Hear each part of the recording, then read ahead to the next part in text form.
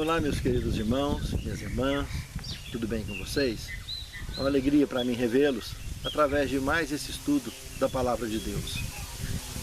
Eu gostaria, antes de estudarmos essa lição, de convidá-los para uma palavra de oração. Senhor Deus, muito obrigado, Senhor, pelo teu cuidado, teu amor, teu carinho por nós e principalmente, Senhor, por preparar o nosso coração a cada dia através de lições maravilhosas, onde preparamos de fato para um dia morarmos contigo nas mansões eternas. Senhor Deus, venha encher o nosso coração com a iluminação e a inspiração do teu Santo Espírito, que não só para compreendermos, mas que possamos praticar e também ensinar para aqueles que nos cercam as novidades, as maravilhas da tua palavra. Capacita-nos, Senhor, nos ilumine e nos abençoe. É o que te suplicamos com o perdão de nossos pecados, em nome de Jesus. Amém, Senhor. A conversão de Paulo. Meus amados, nós vamos tratar agora do indivíduo, que já comentamos na lição anterior, que ele tinha dupla cidadania. Ele era um judeu helenista, portanto, tinha dois nomes, dois registros. Saulo, o nome hebreu dele, e Paulo, o nome grego. E graças a esta dupla cidadania, tanto para oprimir a igreja foi terrível, apesar que o relato entre o apedrejamento de Estevão, que ele usou essa dupla cidadania para fazer um piseiro em cima da igreja. Mas depois, essa dupla cidadania, ao invés de terror, foram cerca de mais de 30 anos de trabalho maravilhoso para a honra e glória de Deus. Dentre os quais, praticamente a metade desse tempo, ele passou sendo preparado para ser esse vaso habilitado para fazer esse trabalho. Esse instrumento habilitado que o verso de abertura nos apresenta. O que foi dito de Jesus para Ananias, o servo de Deus que recebeu a visita de Jesus para ir até onde estava Paulo depois do episódio da estrada de Damasco, para dar orientações para Paulo, curar a cegueira de Paulo e batizar Paulo. É o que veremos nesse verso de abertura aqui, a orientação de Cristo para Ananias, no capítulo 9 de Atos, verso 15. Vai, porque este é para mim um instrumento escolhido para levar o meu nome perante os gentios e reis, bem como perante os filhos de Israel. Então está claro aqui na explicação que Jesus deu para Ananias, para que Ananias não temesse e encontrar com esse ex-perseguidor da igreja, porque aquele ali era um vaso escolhido, que Deus habilitaria tanto para pregar aos gentios como para o próprio Israel.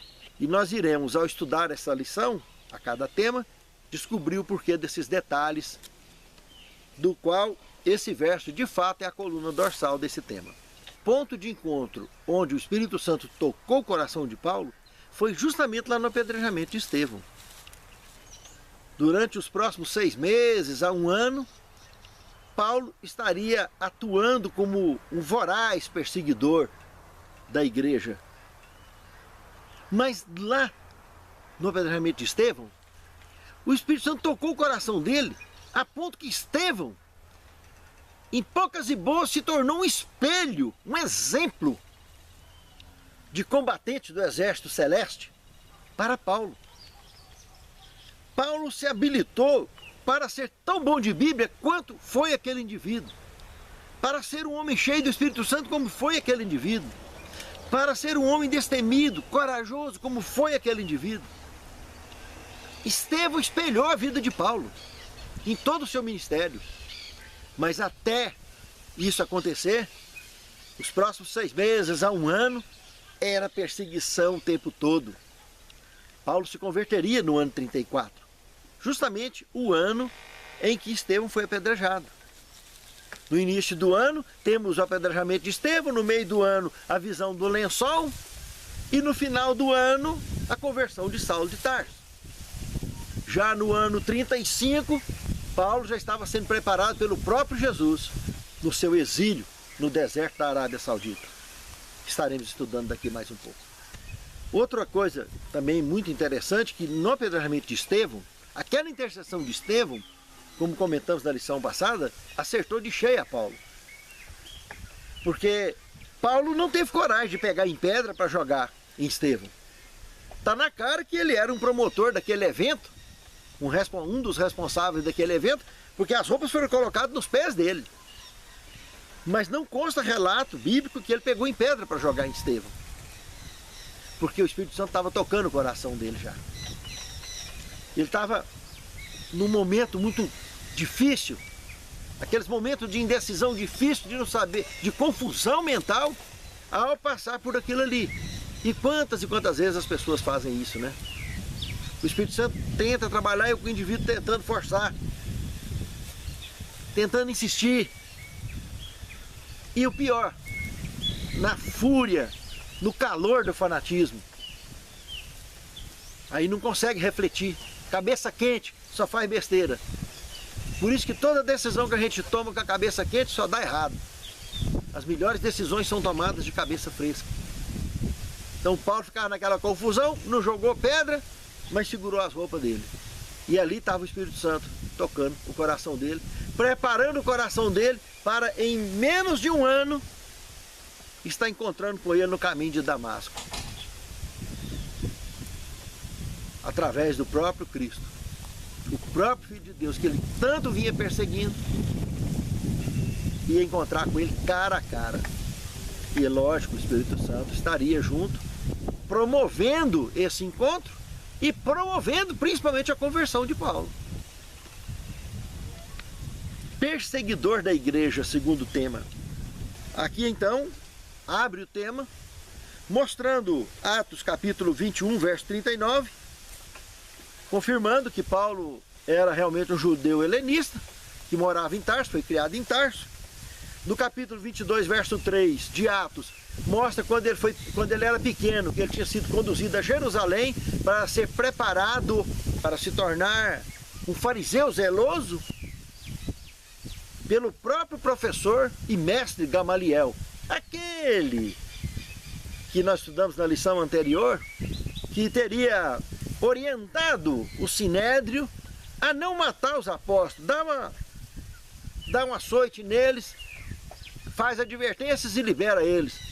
Aquele que agiu com a sensatez ideal para aquele momento, para que evitasse a morte e execução dos apóstolos.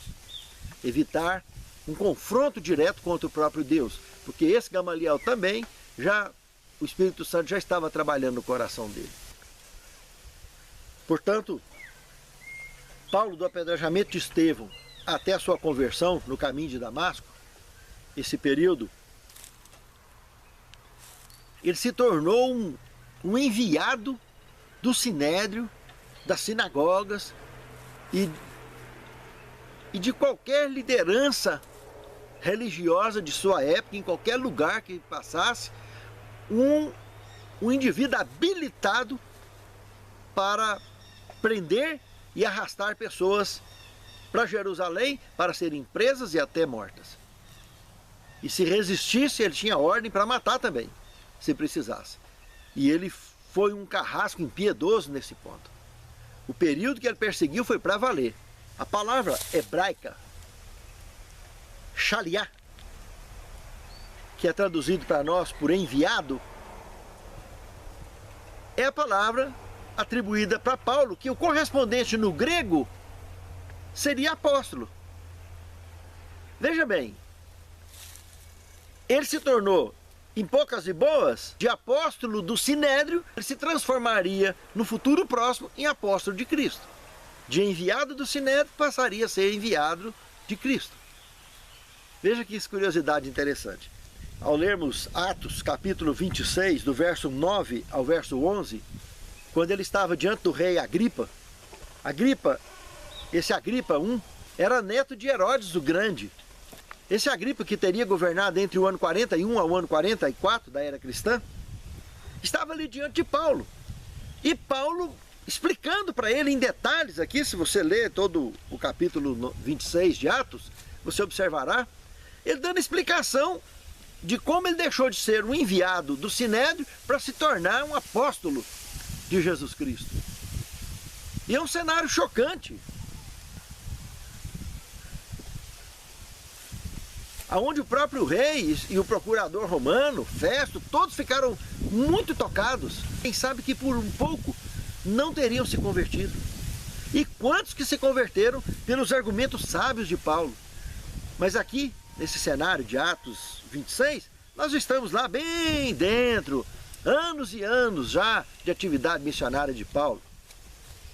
Apenas para mostrar, citamos esse texto de Atos 26, só para relembrar que Paulo voltou lá atrás do tempo que ele era perseguidor e deu muitos detalhes ali, durante a explicação diante de Agripa, diante da explicação da narrativa da sua vida que ele fazia diante do rei Agripa. Agora, entrando no terceiro tema, na estrada de Damasco, aqui começa um cenário bem diferente. Ele estava indo com o mesmo propósito para executar, arrastar as pessoas, fazer o piseiro que ele já vinha fazendo, já no ano 34, e temos uma chocante revelação que seria interessante fazer um paralelo de Atos capítulo 9, de 3 a 9, com Atos capítulo 26, verso 14. Justamente o cenário que Paulo explicava lá diante de Agripa e o cenário relatado por Lucas lá no livro de Atos dos Apóstolos. Tem uma pequena diferença. Sabe qual? A luz que apareceu em pleno meio-dia não jogou só Paulo no chão, não. Jogou todo mundo. Durante a explicação que Paulo deu lá a Agripa, tem esse detalhe. E aí no relatório de Atos não tem. Que caiu todo mundo. Agora, os outros detalhes é que ver a Cristo antes de ficar cego, só Paulo viu. Os outros não via, mas ouvia toda a conversa. E ficaram assombrados. Semelhante ao que aconteceu lá no cenário de Daniel capítulo 10, lá na antiguidade, lembra? Onde Daniel e alguns companheiros iam caminhando e aparece o anjo Gabriel e ele escutou só o piseiro, o barulho da chegada dele e a voz. Os companheiros escutavam tudo, mas correram de medo, mas não estavam vendo nada.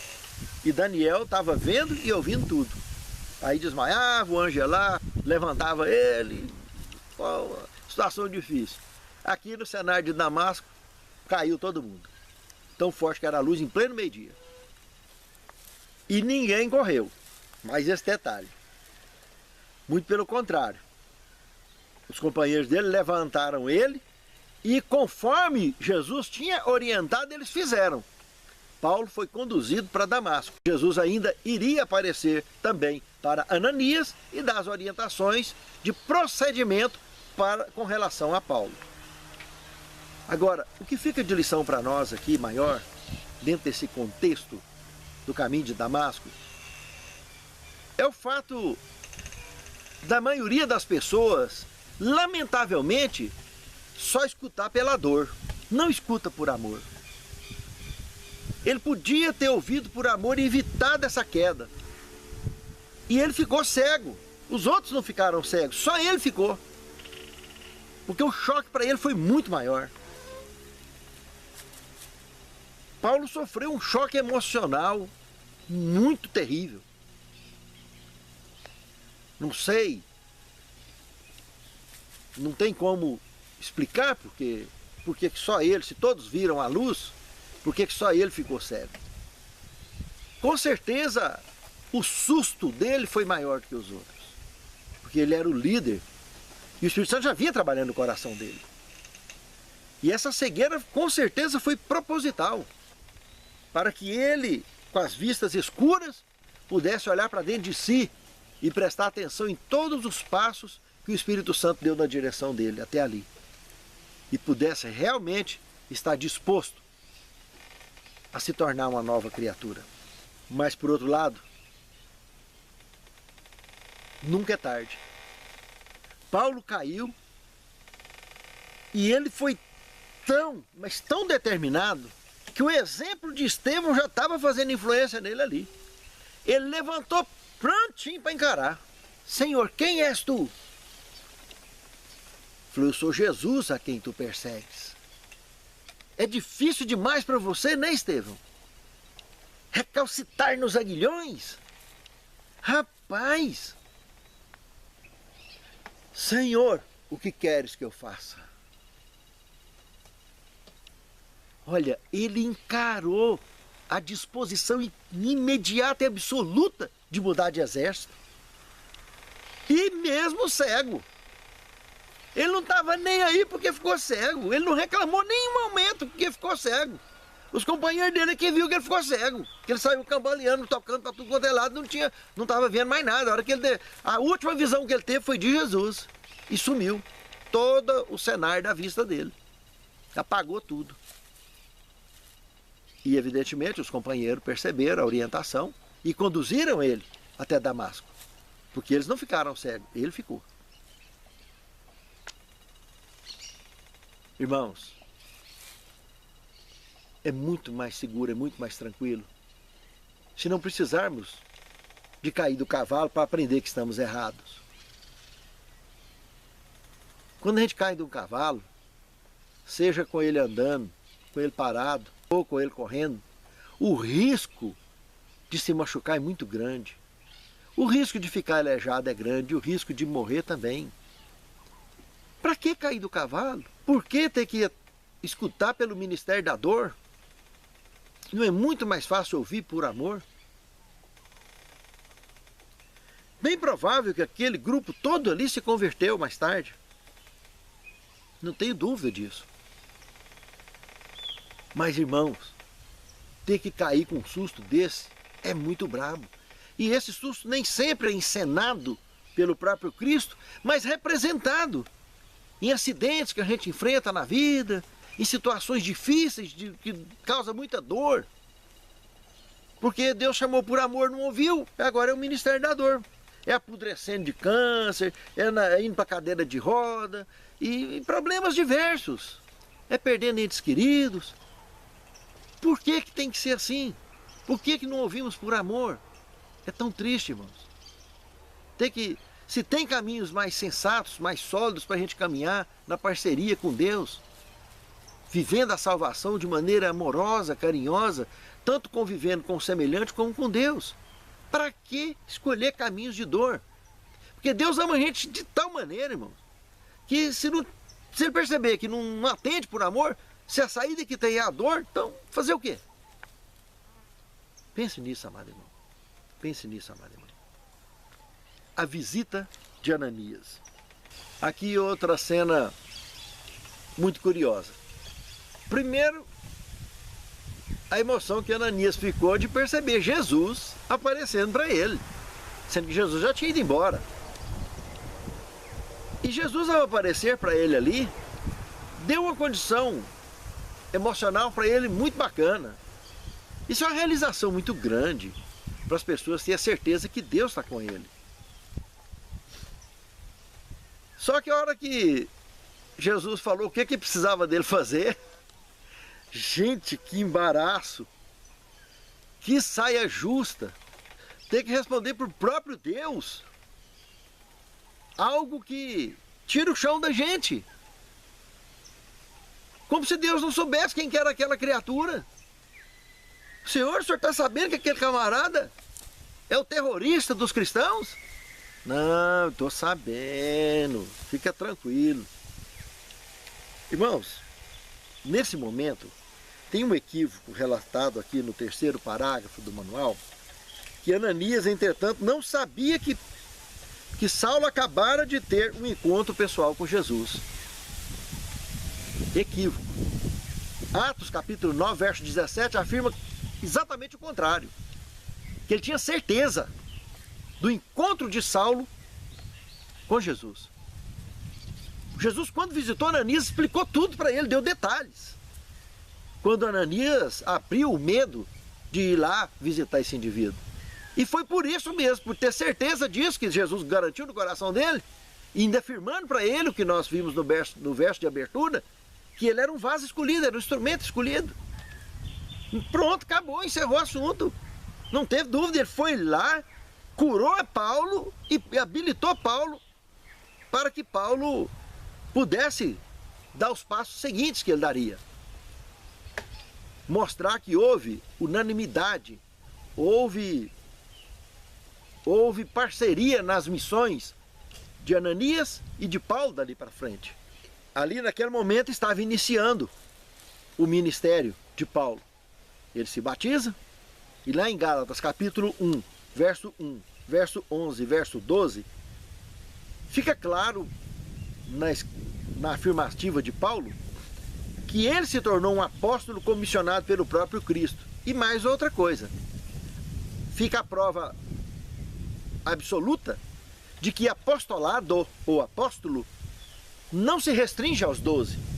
Me refiro aos 12 porque Matias já tinha substituído Judas. Então estava fechado o quadro dos 12. E outro detalhe, lá em Apocalipse 21, verso 14, não consta o nome de Paulo e nem de outro apóstolo a partir de Matias. Então, apóstolo é aquele que aprende e ensina, o enviado de Cristo. Discípulo é aquele que aprende e segue. Quando ele tinha condição já de ensinar, ele já se tornou apóstolo. E discipulado e apostolado faz parte do progresso da missão do ID. Todos nós precisamos de nos envolver nesse contexto. Por isso eu disse que apostolado não se restringe aos 12. É um ministério na igreja. Tanto o apostolado quanto o discipulado. É muito importante e consta no nosso registro bíblico. Quinto tema, o início do ministério de Paulo. Agora aqui ao estudar o livro de Gálatas, no capítulo 1, do verso 11 até o verso 18, nós esclareceremos uma série de detalhes muito importantes sobre o início do ministério de Paulo. Como nós vimos, ele já foi batizado por Ananias e de cara agora ele vai para o deserto da Arábia Saudita, como relatado aqui. E lá no deserto ele foi preparado pelo próprio Cristo. É o que ele tanto comenta em suas cartas. O próprio Cristo o preparou, o habilitou para essa obra durante esses 3 anos que ele esteve no deserto.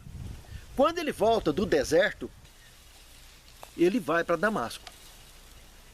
Mas olhando esses 3 anos lá no deserto, eu gostaria de lembrar que Moisés, com 40 anos de idade, foi quando ele descobriu as suas raízes, e ele matou um egípcio para defender um irmão hebreu, e foge, e passou mais 40 anos, não foram 3 anos, 40, lá na região de Midian.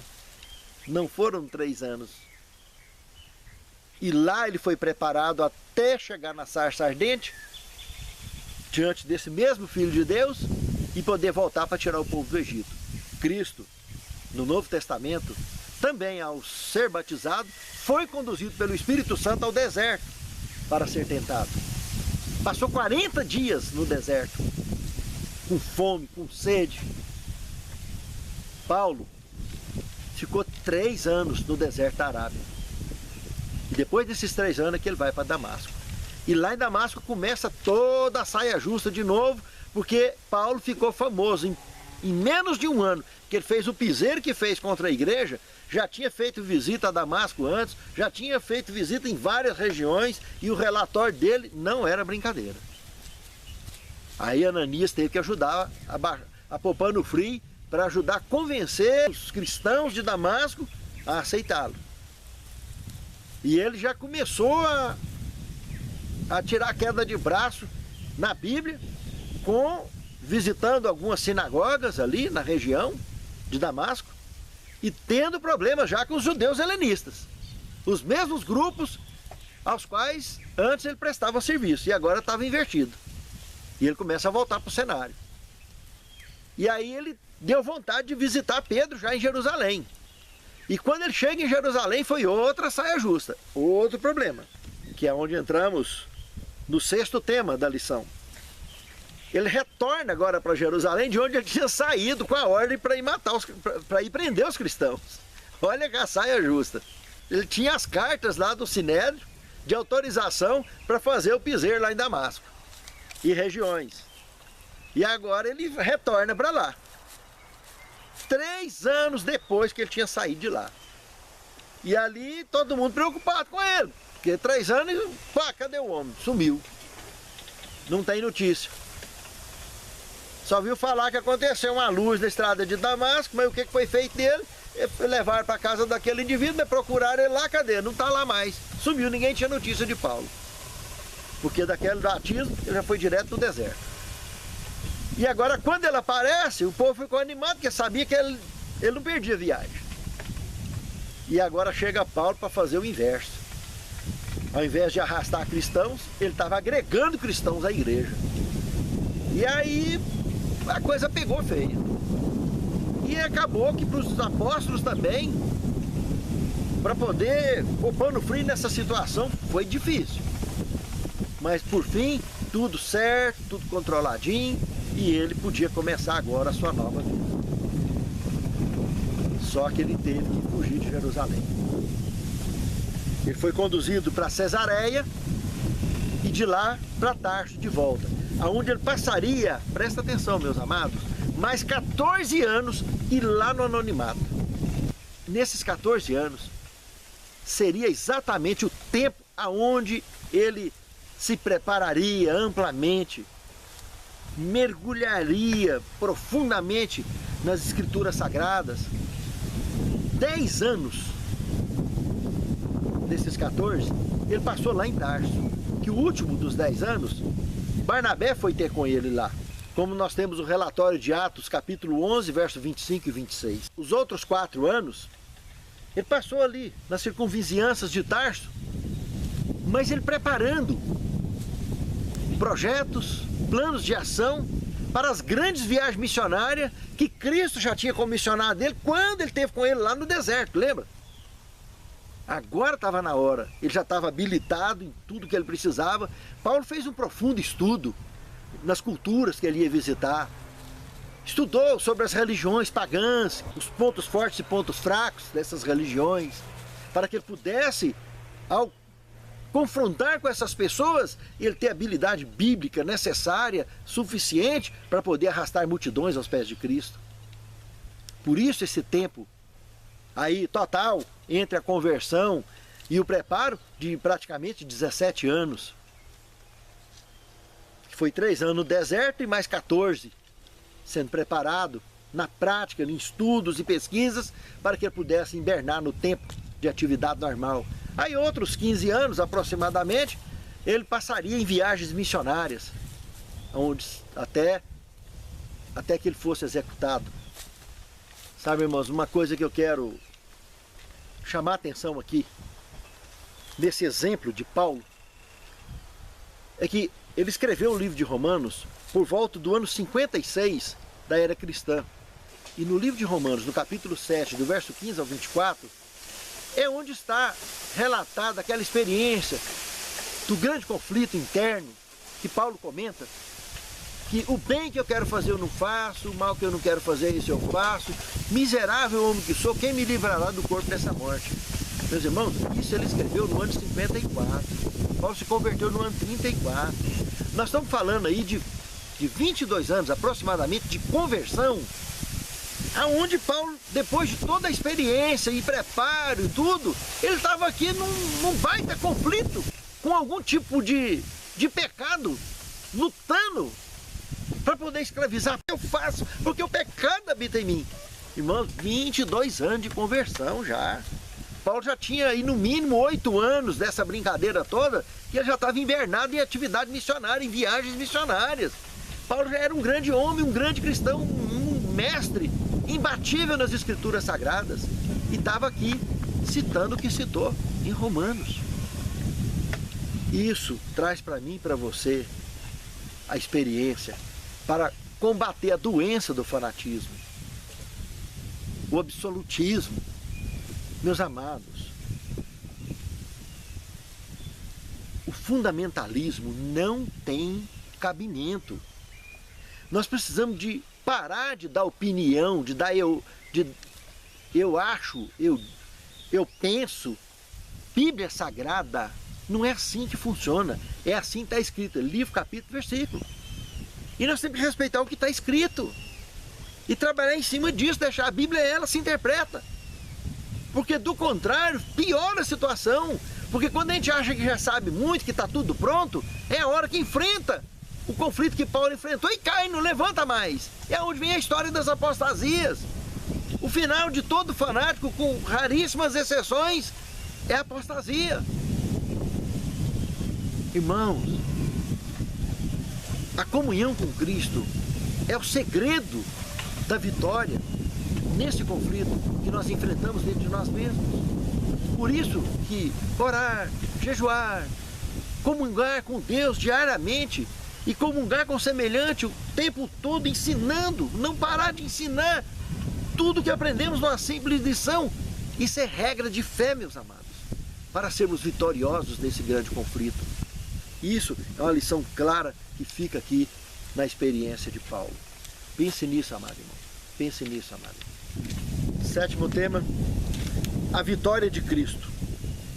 Queria citar um texto da Pena Inspirada, em Atos dos Apóstolos, página 124, que diz o seguinte: Saulo de Tarso, em caminho para Damasco, podia facilmente ter sido morto pelo Senhor, e muita força se teria retirado do poder perseguidor.